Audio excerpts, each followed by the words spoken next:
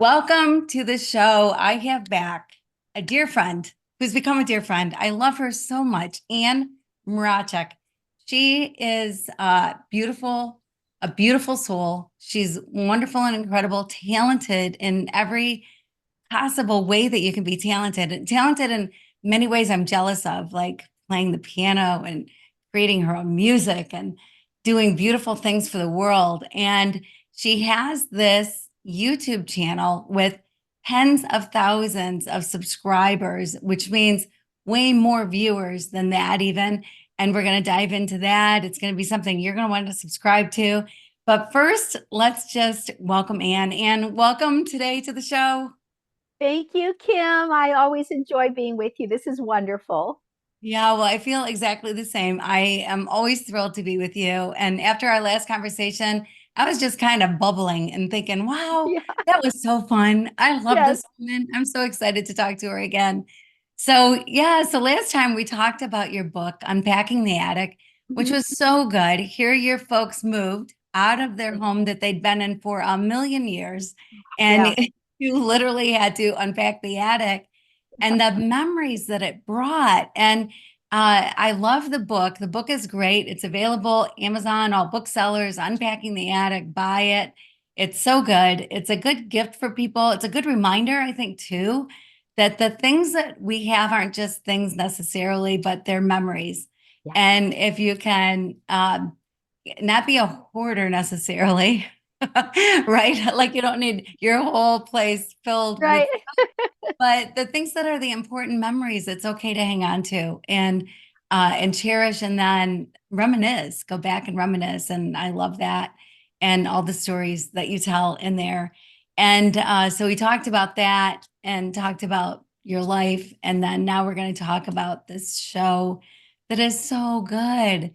And but first, Ann, why don't we give everybody a refresher? Tell us some stuff about you that you want people to know. Sure. I have been on a creative journey for really my whole life. I started composing music when I was 4. I almost flunked kindergarten because I refused to learn my alphabet or my numbers. There was a piano in that kindergarten room, and all I wanted to do was have the teacher show me how to play the piano. I wasn't interested in anything else. And she finally wrote a letter home to my mother and said, if you don't get this child piano lessons, she's going to flunk kindergarten. I wish I still had the letter. I'd frame it.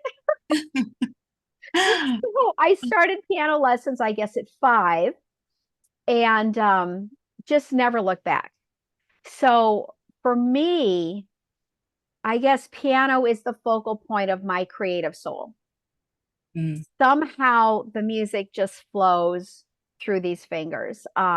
Obviously, I've spent a lot of years honing that skill. I took private piano lessons all the way through high school. I took lessons in college. I majored in music theory composition, got my bachelor's and master's degree from KU in a total of 4 years. That's Wow. another story entirely. My father finally relented to send me to college. He said, girls don't need an education, that generation. But I made his life miserable till he relented. So I had 4 years to work with, and I desperately wanted that master's degree. So somehow I did it. I did my entire freshman year in one semester, my first semester of college. Wow. Wow. Yeah. Yeah. 25 hours of classes in the first semester of college. So you didn't And sleep, you didn't eat. pretty much, yeah, I had no social life. No. Right. And I actually bought my first piano that I, purchased myself for my dorm room. I bought a small Baldwin Acrosonic, a little upright. It's the smallest one they made, and I had it. Fortunately, at a private room, but it was still teeny tiny.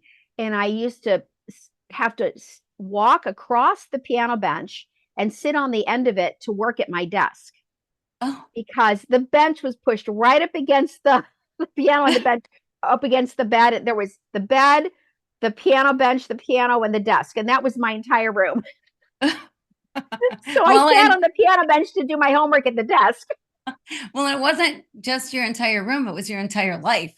It was. It really was the focal point of my life. And mind you, I graduated with my master's in 1979.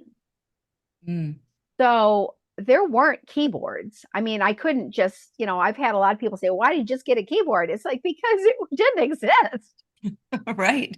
You know? Yeah. So I had used every dime I had spent singing and dancing at the Palace Show at Six Flags over Mid America.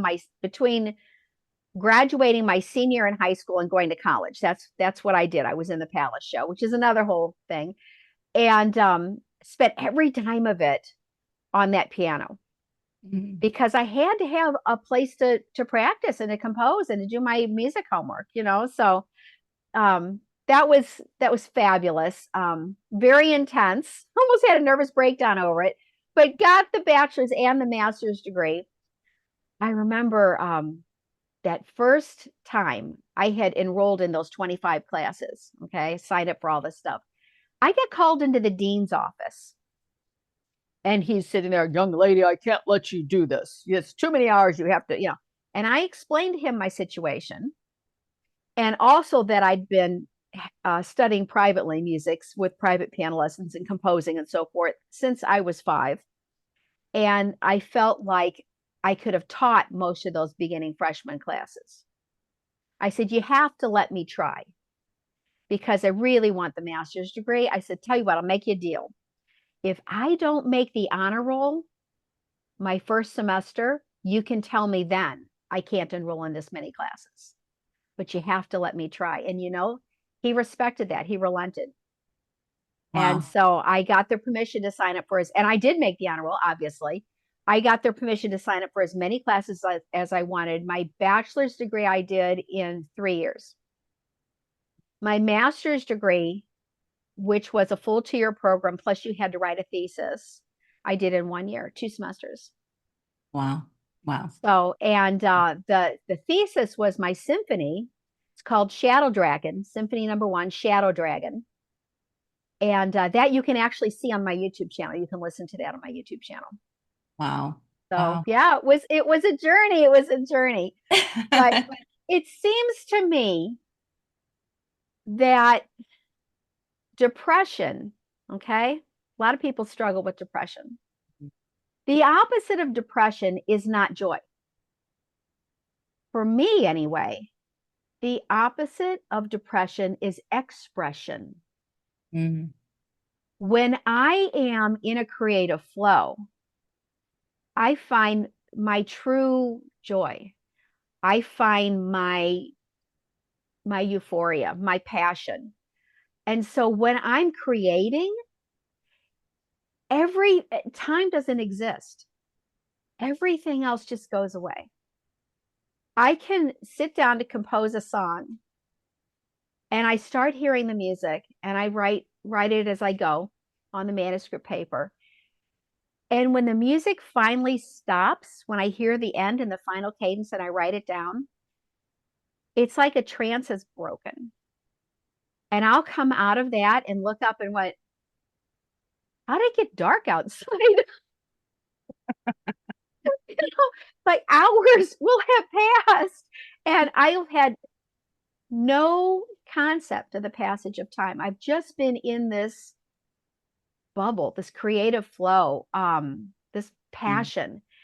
And normally what happens to compose, I will sit down, I will send up a prayer of gratitude because I think from that place we are more powerful. And I will thank God, the creative universe, for the music and take a deep breath. And I start to hear it. And I will write down, I will put my fingers, of course, are so trained. Like I can just play anything I hear, I can just play. Anything I hear, I know how to write down on manuscript paper. So obviously there's a certain learned facility. But those skills are just sort of there. That's like breathing. I don't have to think about it. Okay. That's so ingrained that that's just happening in the background for me. I'm hearing the flow of the music and I'm feeling the emotion of the music. Okay. Mm. And I start writing, and sometimes I don't hear it for a second. I just take a deep pause and breathe again and say, thank you for sending the music. And then I start hearing it again. So every once in a while, the little chatter will start. It's like, oh gosh, I should be getting lunch ready. And then I don't, then it stops. I don't hear it. So I have to get back into that place. But usually, once I start hearing the music, the time just evaporates. When I set the pencil down, I have a completed composition beginning to end, and I almost never change a note. Wow. Wow. The only times I find I will change a note is if I took the dictation wrong. And interestingly, every once in a while, I will hear look at measure whatever 48, and I'll look at it and I'll realize I wrote the wrong note down. It's what I'm seeing on the paper is not what I heard, and I will fix that. I will make those kind of corrections. But I really feel like I don't actually quote compose the music. I just take dictation. I am the antenna, and I just let it flow through me so that each one of them I feel like is a gift. And I truly believe that I wouldn't be channeling this music if there wasn't an audience that needed to hear it. I truly believe that every one of us have our gifts in order to gift someone, right? To Mhm. the end result of giving is that you're benefiting another. You know, the gift goes somewhere, right? Right. You know, I mean, if you buy a birthday present for someone, it's the end result is that person has been given this thing, right? That they need. Well, I feel like the beauty and the emotion and the vibration, because we know healing is vibration. We're getting more and more in tune with that. I think that the world needs this healing and this vibration and this beauty coming through. So I'm more than happy to spend the time and the effort, and it's a joy for me to sit. I compose almost daily. Oh. So, and what has really been fun for me since I've started the YouTube channel, this is actually a novel that I wrote. It's called My Best Friends Live in the Woods. And I am the storyteller for each chapter. I've learned how to use the teleprompter. No, I don't have them all memorized. Almost, but but I tell the stories and I make voices for all the little animals. All the characters are forest animals. And Mother Skunk talks like this, and I have no idea why. That's Except just I the love way it. it comes out when I'm Mother Skunk. Well, I have a hard time even looking at a picture of a skunk without thinking of that voice. Now I think every female skunk sounds exactly like that. I think That's you're just how she talks, and it's just the way it is. right. That's right. It's so funny. My granddaughter, I used to just write these stories down and mail them in letters to my grandchildren. And my daughter would try to read them to the kids, and my granddaughter would refuse to let my daughter read them because she would say, that's not how Mother Skunk sounds. She had to hear my voices. Oh, that's so funny. That's That so was really cute. that is so cute. So Oh, every one of these stories, at first, I just told the stories. I just narrated them. And I recorded them just strictly for my grandchildren. I really, the YouTube thing kind of happened at my granddaughter's request, honestly. But I realized, when you go to a movie, it's the vibration of the music that creates the emotion. It hmm, informs your soul of the emotion. If there's something about to happen, the music goes woo, right? When we know it's like, oh, don't open that door. Something's right. gonna happen. And we Exactly. know that we're informed of that because of the vibration of the music that's surrounding what we're seeing, the visual. But it's always the music that encapsulates the story with its emotion. And I realized I'd almost chastised myself. It's like, Anne, for heaven's sake, you've got a master's degree in music composition. You should be putting music to this, right? I Right. mean, it was like a natural, but at first I hadn't connected the two. But I realized, all of this that I have done, the degrees or whatever, the studying, the skills that I've built, it all comes together in this project. I really tap into my whole toolbox. Um, Obviously, as a writer, I have to create the stories, I have to write the chapters. Um, I create now all the background music, I compose it. Uh, my husband actually sets the scores in the computer, does the typesetting. And those are available actually on our website. You can download the scores, the actual music, and the recordings. I go downstairs in the music studio and I play them on the piano and I record them. Richard uploads them onto our video editing. He's my editor, the video editor. And then I paint an illustration so that you can see how I see the forest animals in my imagination and the settings. And then I also always draw another line drawing. And then the painting is available as a print on mybestfriendsliveinthewoods.com. The line drawings are available as coloring book pages that you can upload. Nice. So it's like the painting, which I also studied in college. We had a minor in another artistic thing other than music. So I did an awful lot of painting and silversmithing. But that provides a glimpse into my visual imagination. So, for example, the first chapter introduces a lot of the characters. So it introduces Penelope and Chad, they're little mice. And of course, Albert Raccoon and Mother Skunk and all the main players. But the painting, actually, I got some here just so I could show you. This is the first painting, first chapter one.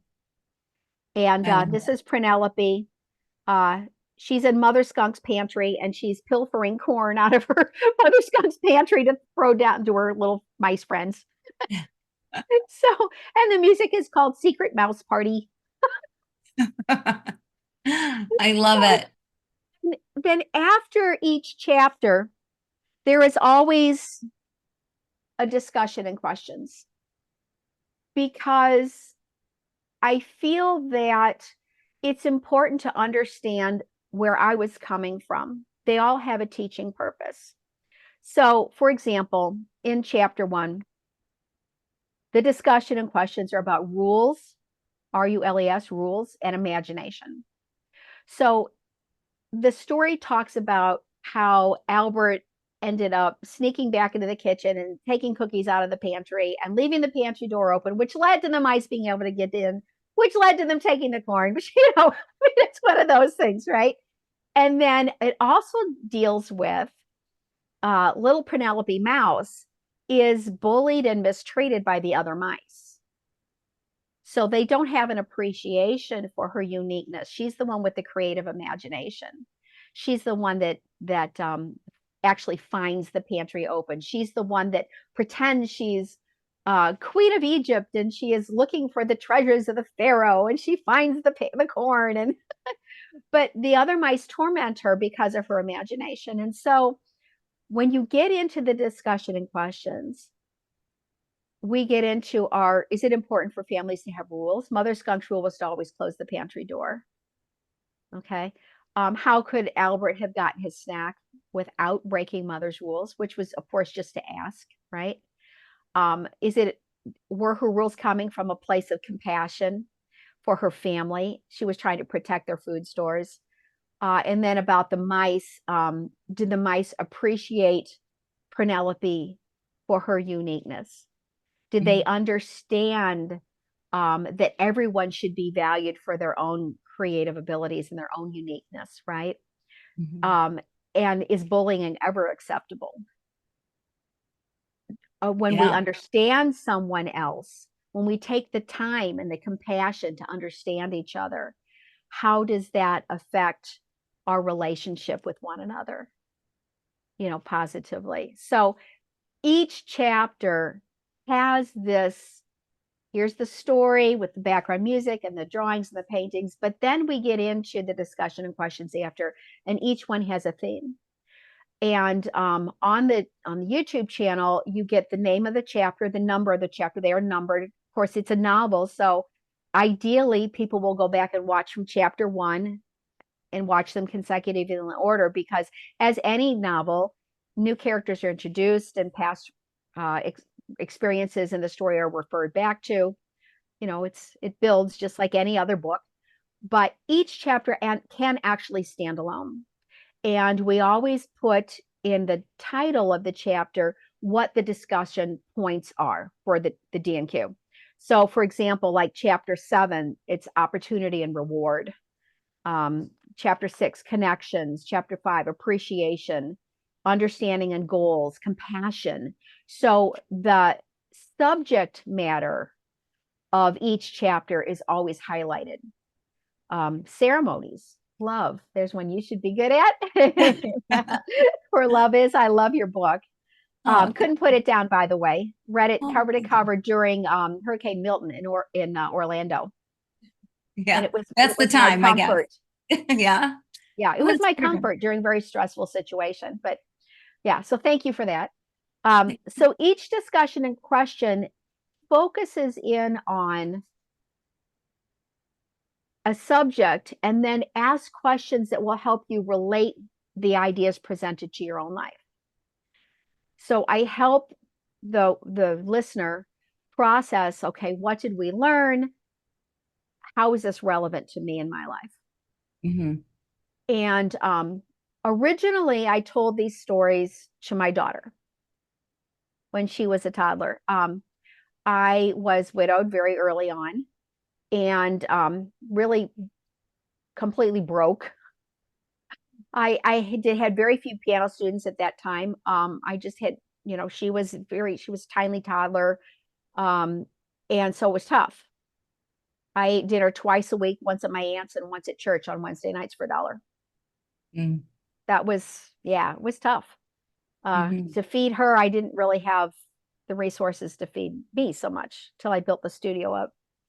But that being said, I didn't have money for books. And I Mm-hmm. thought it was so important for children's imagination and their engagement to have books, right? So I just began telling her these stories about Albert Raccoon and started making up, Mother Skunk adopted him, and he was separated from his raccoon mother and sister during a flood. And Mother Skunk finds him the next morning after the flood. Oh, I can show you actually. Here we go. This is baby Albert after the flood being found by Mother Skunk. And she adopts him, even though she has 23 children of her own. She's an That's a active lot of woman. little stinkers. Yes, it is. Oh, that's so sweet. So then you bring in adoption, and then you bring in so much. Yeah. So Ann, you've told the story of it so beautifully. And it is such a creative work, but it's such a wonderful work because you address, I don't know what you don't address. Like you address things Yeah. that are so important in a child's development. Right. But I found it's not just for kids. No, it Right? really isn't. It's for the adult that's watching it Yeah. with the child, and that is Right. thinking too of the questions and thinking of, and then getting the answers from your kid. Like that is so eye-opening to see Yeah. how it is that they think. So Right. unpacking this all, I have to say, first of all, it's wonderful that at 5 years old, you discovered that you have this incredible gift. And Yeah. we're all gifted different ways. And I Right. can tell you, Exactly. my piano lessons were a chore and I hated to practice. I came from an entirely different place. So, needless Right. to say, I do not Right. play the piano. Yeah. I regret that I didn't take it seriously, but really I don't think it's one of my giftings. Like I know Yeah. I have a granddaughter who can listen to a song and she knows what notes they are and Yeah. she can play it because Mm-hmm. she heard it. And that's Right. all it takes for Exactly. her. Yeah. And so there's gifts that way. And to discover yours so early, what an incredible thing. And I imagine your parents were probably like, what is this kid doing? I know, Composing music. Like, I I can't know. even imagine being the parent of a 5-year-old who says, I just wrote my first symphony. Would you like to hear it? Or whatever. Yeah. Yeah, that's so incredible. But it's a wonderful thing. And I think too often, I'd love your opinion on this, because I think too often people look at other people and can see their gifts, but don't recognize the gifts within themselves. Yes. What do you say to somebody who says, that's fine for you, but I don't have anything special? I truly believe that everyone does have a gift to share. Okay. You have to celebrate your uniqueness. And I think rather than looking out, you need to look in. And I will say there's probably something that you do, whoever you are, where time seems to evaporate, that you can get lost in. It might be an interest in archaeology, and you might find yourself obsessing over YouTube channels that take you on travel. You might find yourself reading novels about a certain time or place, or historic fiction. There might be something where you dive all in, and you may not recognize that at first as a passion and as a gift. But I think that if you allow yourself to follow that thread, you might find that therein lies a great gift. There's been so many things, like um, Giuseppe Tappi in Turkey was just recently discovered, and it's pushed the timeline of human history back so far. Well, if that person hadn't pursued their interest in archaeology and ancient history, I just think they've changed the world. They've changed our modern understanding of the human condition. So, it doesn't have to be the gift and talent. Don't put it into a box. Don't think, oh, if I'm not a musician, therefore I'm not whatever. I mean, there are so many gifts and talents. There are so many ways that we can contribute. Maybe your great gift is listening. Maybe you're gifting your family and your friends and the people that come in contact with you with that safe space where they can feel like I've been heard, I've been seen, and I'm better for that. Mm. Maybe your great gift is nurturing. Maybe your great gift is being a mother. That's Mother Skunk's great gift is truly being a mother. It's nurturing. It's providing that safe space. And she recognizes and understands that that is her gift. So now Mother Skunk has a sister who is now passed, but um, her sister's gift was to um, foresee the future. She was a seer. Okay. Unfortunately, that didn't save her own life. But that's just part of the story of the forest and the things that happen there, right? Mhm. Because obviously, I'm using the metaphor of the forest, in order to teach these concepts of living in community and compassion and mindfulness in a way that takes all of our human preconceived notions out of it, so that I've removed nationalities and races and religions and all this sort of thing. I mean, it's a raccoon, right? I mean, come on. you Yeah, right? So, right, and I deliberately use that as a way to have a pure message. So one of my gifts is storytelling, but maybe your gift is listening, right? right, So maybe your gift is cooking a fabulous meal, and when your family comes home and they need to be nurtured and they need to have that sense of security and that sense of place, that here, which I didn't have as a child. So I understand how valuable that is. right. Well, and you bring up a good point, because I think so often when it's you, Mhm. you think, well, everybody thinks this way. Everybody Yeah. does it this way. Everybody feels this way. Yeah. And sometimes it takes somebody from the outside looking in to go, that's unique about you. Right. That beautiful spirit of hospitality. Uh-huh. Not everybody does that. Not Lots at of all. people can't even have somebody over, Right. let alone let somebody come and stay with them and Right. be there and be good with it and enjoy it and Right. be so good to them, Exactly. right? Yeah. Exactly. It's a great gift. Um, I grew up in a home where my mother would open a can of green beans, throw it in a pot, and say, "There's your dinner." I mean, and it would anger her that she had to do that. I was an inconvenience, right? So if you are a nurturer, oh my goodness, what I would have given for that, what I would have given. Because even as a little one, I was aware that, I see other kids at school. I see what they have in their lunches. Hear them talking about doing things on the weekends with the family. My father was always gone. My father had a second family. He was never with us on the weekends. Mm. He was just not with us. So, and I know a lot of my mother's anger was over her broken marriage, but I was the brunt of it. And as a toddler, we don't have the maturity or the lens to be able to see the bigger picture, Mhm. right?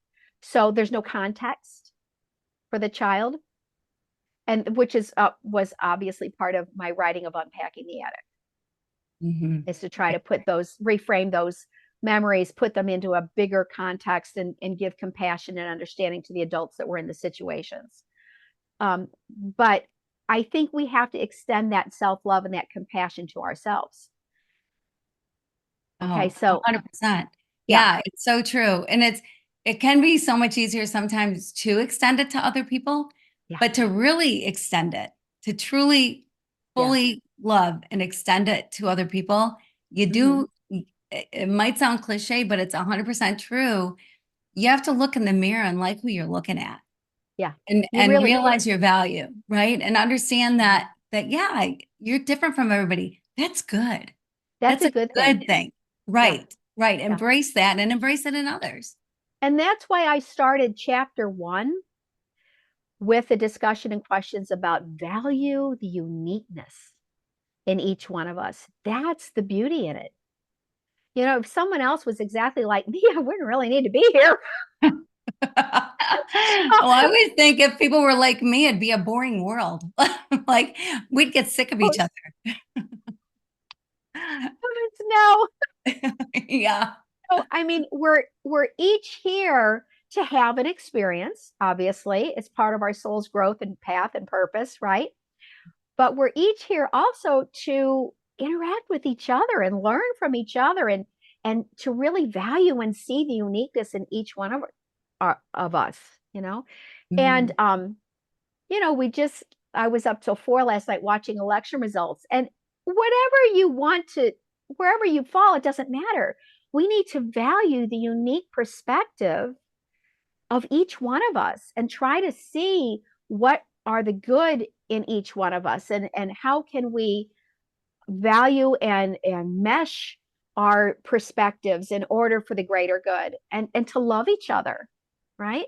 To give compassion to each other. Just because someone views the world in this way or that way, that's their own limited lens. They're doing the best they can with the information they have. Mhm. They're doing Mhm. the best they can with their own ability to process, and with their unique experiences that they have as a reference to frame. Okay. But we have to understand that that's great. That's great. We need to value the differences of each one of us, and love each other, right? Yeah. Oh my Yeah. gosh, it's exactly true. So often we want to put a label on somebody. Yeah. They're this party, they're that party, Yeah. they're And this nationality, they're that. And yeah. we're not the labels that people put on us. We're No, all no. individual people who have walked completely different walks from each other. Nobody Right. else has walked exactly your walk. Right. And every day leads to today, right? And Yes. so Yes. everything that you've experienced, everything you've been taught, everything you've learned along the way, Mhm. leads you to today and shapes how you believe everything about today. Right. Exactly.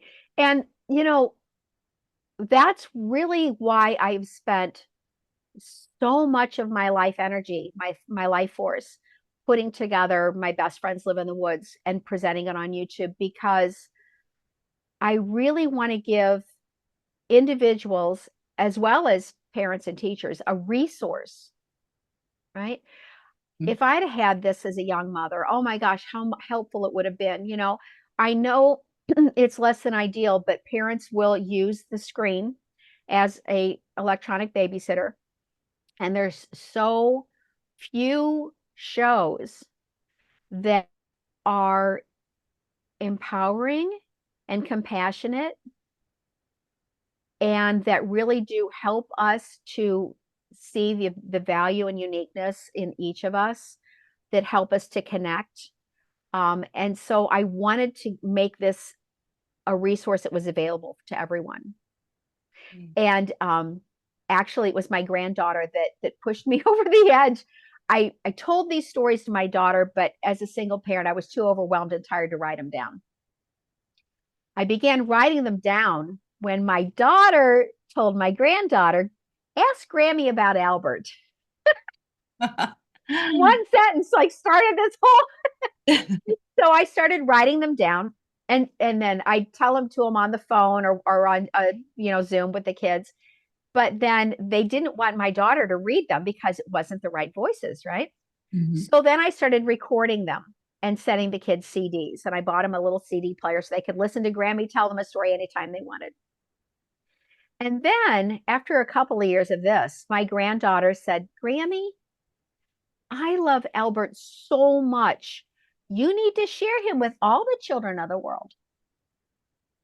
It's so sweet. It was so sweet. And I thought, well, we have another empath, first of all. That's right. So that's a good thing. Uh-huh. But it got me to thinking, and I thought, I wonder if I could do that. And so that started the whole learning curve with, okay, what is this whole thing called YouTube? How do you use a teleprompter? How do I turn that thing on? My husband, bless his heart, he is very good with computers, thankfully, because I'm not. That's one of my skills I do not possess. And he does all the video editing and the uploading and all of those things. So we make a really good team. And talking about gifts, he always says, "Oh, I'm not creative," but he is, because video editing is a very creative process, and he puts everything together, and it makes me look good. Takes the bloopers out, but it was a matter of kind of coming full circle. Mm. Excuse me, and we just put up, I think it was chapter 35 on the YouTube channel. Oh, we're at over 68,000 subscribers now, which is exciting. It's been Mhm. just short of a year. And of course, the first several months we're just figuring out how to do it. So it's obviously it's touching a chord with people. Mhm. And so that's a good thing, because like I said earlier, I feel like if something is channeled through you, it has someplace it needs to go. Mhm. Yeah, Right. absolutely. Yeah. Well, and I love the way you described your process, right? That you first sit in it and you sit in a place of gratitude, Yeah. which is so Yeah. important. I mean, I was just Mhm. talking to a friend of mine in Haiti, a Haitian guy who lives in Haiti, Yeah. and it's such a tough life. Oh, It's such yeah. a tough life. And Yeah. there's lots of chaos, unfortunately, going on. In some Yeah. places, things are settling down, praise the Lord, but in other places, it's just not somewhere you want to Yeah. be. It And just makes my heart cry. yes, Yeah. absolutely. It's a whole different life. And I think, man, there should never be a moment in my life that I am anything but grateful. Right. That's how I feel. Exactly. Like I have food. Mhm. Anytime I want food, I have food. Yeah. Not everybody in the world even has that. Like Right. when my grandkids come over and they go, "Oh, God, there's nothing to eat." I mean, I don't know, right? I mean, other Right. people, I'm guessing, have experienced the same thing with their kids Yeah. or their Yeah. grandkids. Sure. And I always say, tell me what to buy. I'll have it in the cupboard. I don't know what you want, you know what, Yeah, but opening this pantry full of food and saying right, there's nothing to eat, right. it Yeah. just kind of blows my mind. It's like, It shows you how spoiled we've all become, yes. Yeah, right? it's true. It's Yeah, true. yeah, Yeah, yeah. And and then I think too some of the things that you talk about with even teaching the young ones, right? yeah, Like in some of the stories with Mother Skunk, and yeah, there's a lot of teaching moments that go on. yeah. There really And are. Yeah, yeah, and cooking is one of them. What it cooking is, is. yeah, yeah. It is. That's a And great gift. It's a yes, great gift. Yeah. yeah, yeah, It's, and a perfect gift to give your kids, like, oh my and gosh, kids, yes. like, such a great Yep. gift. And so, yeah, but to sit in this place of gratitude, realize that you are grateful. Years ago, several years ago, I was in the Dominican Republic and do a lot of work in the Dominican Yeah. Republic in a poor area over there. Yeah. And I've seen incredible things happen, and I love it. And Yay. people are people all over the world, and Right. whatever. Right. But there was a woman who was sitting outside of her one-room house, Yeah. and she was on a chair and she was singing. Mhm. And I didn't know enough Spanish at the time to understand what she was singing, so I asked Uh-huh. somebody to Yeah. translate for me. She was singing a song of gratitude, of Lord, Mhm. and of repentance, of please forgive me for the times I wasn't grateful. Please forgive me for those moments when I don't recognize the things I have. Right. And I was like, oh my word, Yeah. here's this woman who lives in this one room house Yeah. in this neighborhood that is just poverty stricken, right? Like Right. it's Right. no Right. clean water at the time. There was no clean water available to people who live there, so they're drinking contaminated water. There Yeah. was like nothing at the time, Mhm. and so this woman was happy to have a meal a day, right? Have Yeah. something, Yeah. and Yeah. and for her to be in this place of I don't think I'm usually grateful enough Yeah. it hit me over the head like a ton of bricks. Like, Right. when am I in that place of Mhm. ungratitude, of unthankfulness, right? Yeah. Like, I Right. should never Right. be. I Right. should never be. I always sleep with a roof over my head. I always have clothes to Mhm. wear. Right. I mean, if anything, it's sort of like looking in the pantry and going, "Oh, there's nothing to eat," looking in your closet Yeah. and going, "Oh, there's nothing to wear," right? Yeah. No, And there's and it's plenty. so packed full you can't get another hanger in there, right? That's right. That's right. There's plenty, Yeah. plenty to eat and plenty to wear. Right. And so, but yeah, so to start with this place of gratitude, to understand true gratitude Yeah. and to really be grateful and to start from that place, it does put you in a whole different mindset, a whole different, Completely. yeah, Yeah. yeah. So I love it that you do that. And you know, people ask me, why do you spend all these hours doing this? Okay. And I've, especially when I was writing Unpacking the Attic, I had challenging, will be very kind, relationship with my parents. Their lack of underpinning support for me, I was a nuisance. And yeah, anyway, um, I had many of my students ask me while I was actually going through it, why are you still taking them out to lunch? Why are you spending hours and hours emptying their house for them? Why are you doing these things for them when they haven't done so much, for you? And it kind of surprised me that they asked. And it was like, well, the sun doesn't shine because it has to. The sun shines because that's who it is. Right? And the sun Mhm, does not concern itself with how that sunshine is received or who it's landing on. The sun doesn't shine only for this select person because they like them, or not for this person because they don't like them, or you just be who you are, right? mhm. So anytime I began to find it challenging to do the next best right thing, right? I would just take a deep breath and say, be the sun, right? So I find that in giving, I receive so much more. Um, yeah. So Yeah. just with all of us, be the sun, give. Be the Right. sun, right? Don't Right. concern Right. yourself with, you know, if someone watches the YouTube channel and they give me a negative comment, well, okay, I'm going to shine on you, and you can choose to appreciate and enjoy the stories for what they are or not, but that's fine. That's your choice. But I'm still going to shine Mhm. because that's what I do, right? Yeah. What a beautiful, beautiful way to live. What a beautiful attitude. Because the reality is, Mm-hmm. we're in this world with a whole bunch of other human beings. Sure. And as much as I like to think everybody likes me, I know they don't. And you And know what? it's That's fine. okay. That's fine. Exactly. It's That's fine. okay. It's That's okay. fine. You don't have to be everybody's best friend Right. or anything like that, but just be you. I was thinking about that recently, like, Mm-hmm. it kind of goes back to purpose, right? Yes, right. Like you Yeah, understand what your purpose is. You understand I so do. much of what your purpose is, but I think our purpose is always so much greater than what we know. And so we try Oh, to tap yeah. in more and more all the time.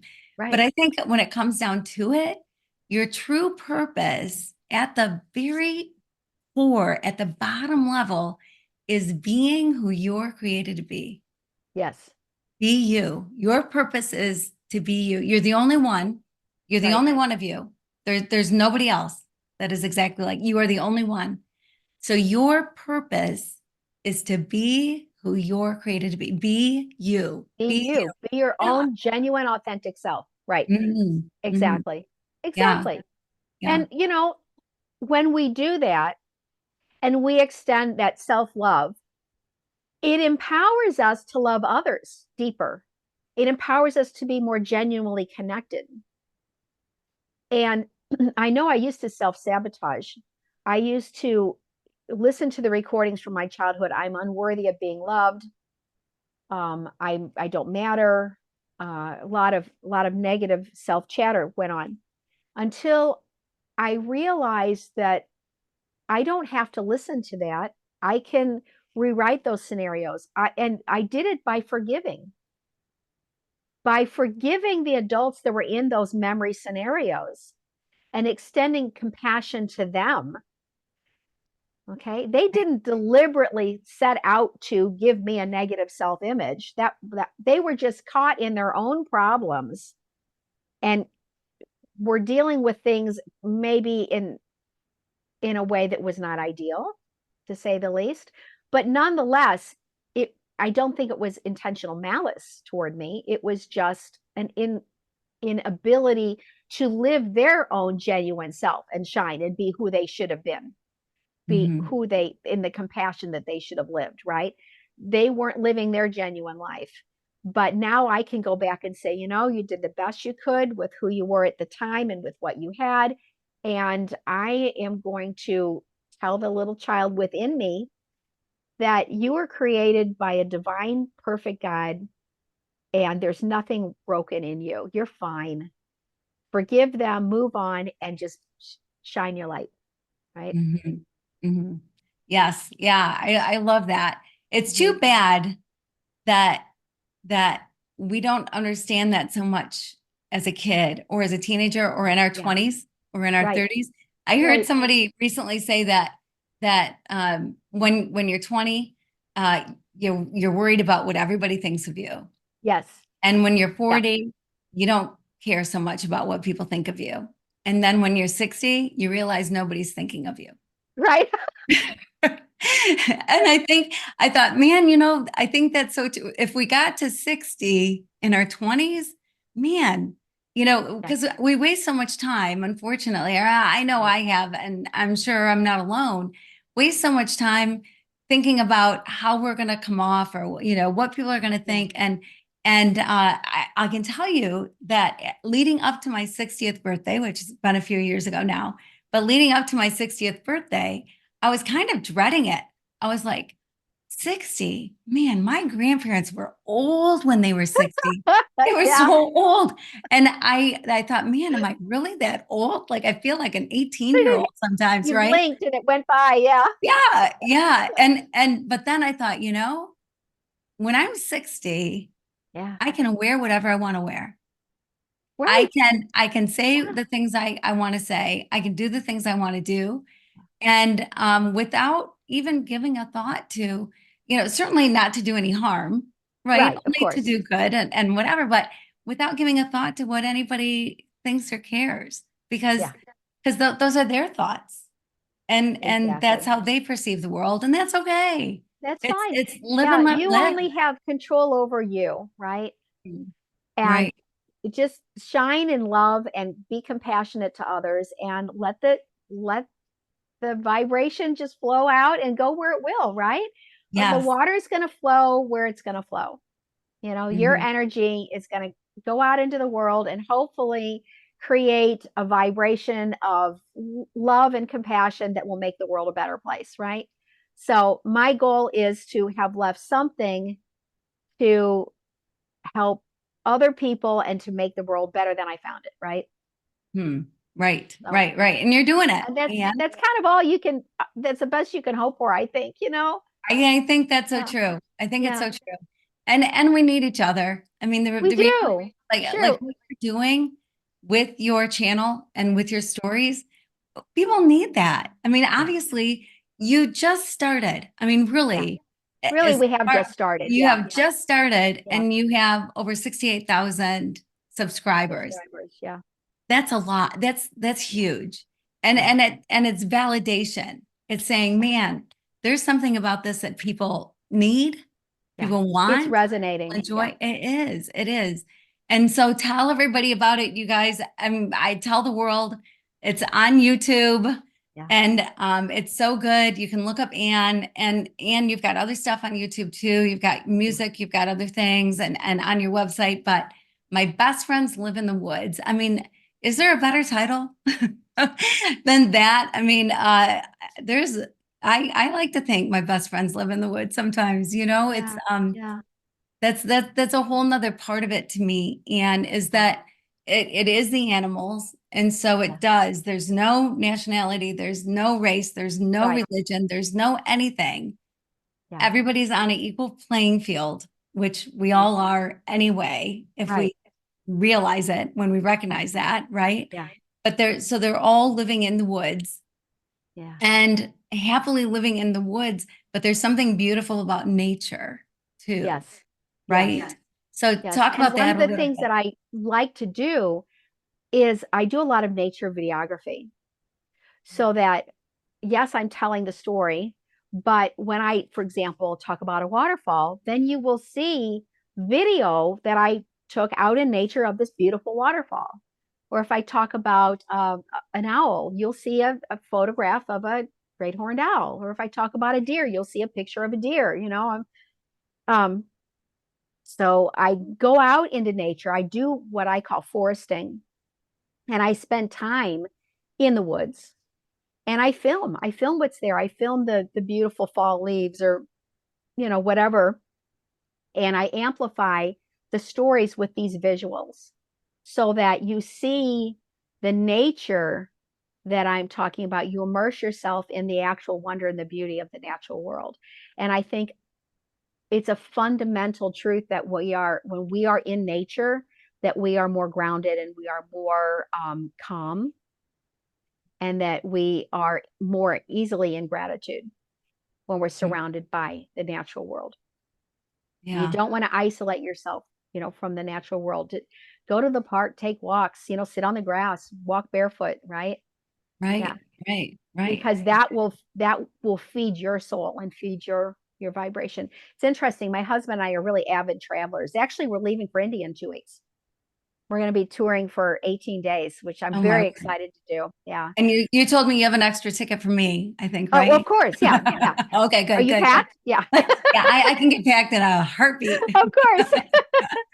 And one of the things we always do, as soon as we hit the ground in a destination, we get to our hotel, we find a patch of grass. And it could be 1 foot by 1 foot, but we take off our shoes and we stand on the earth. And it is actually scientifically proven now that, we are electric beings, right? Our electricity will actually sync up to the earth with where we are. You will actually align yourself with the electric current of the planet, and you will not be jet lagged. Wow. Wow. your body will go, oh, I know where I am. And you actually lock in and you sink in. But I mean, concrete's not going to hack it, right? I mean, you have to be on Mother Earth. You have to have your feet on the dirt, right? But Mm, I know the last time we were in Morocco, we were so fortunate because our hotel had sort of like a backyard, if you will. There were some grounds around the back of the hotel, and we just went back there and we walked barefoot and laid on the grass for about an hour, and then we were completely synced up, and then everybody else was complaining of headaches and being up during the night and everything. We were totally fine. wow. You will Wow. sink in. Yeah, Huh. yeah. I love that. So being grounded to the earth helps us then, I think, on so many levels. Mhm. And that's another part of my best friends live in the woods as is being in that nature environment. So it's almost like a breath of fresh air when you're there and you're immersed in the story because it Mm. almost is like you're transported. Yeah. Yes, it is. It is. It's not Yeah. almost like, yeah, absolutely. You Mhm. feel like you're there with them Yeah. and you're in the Yeah. woods and what a Yeah. beautiful place to be. And not only that, you're in the woods with no mosquitoes. Yes. That's nice. That's one of the parts I Great really one. enjoy. That's right. Yeah, but what a beautiful thing. And so what a beautiful gift to do with your grandkids, with your kids, to watch the show and to ask the questions and be a part of what Anne has going. And there are some beautiful comments that are left. Yeah. And I love reading those because there are people that it's changing their life and it's Yeah. changing their kids' lives. And Right. what a bonding moment. Mhm.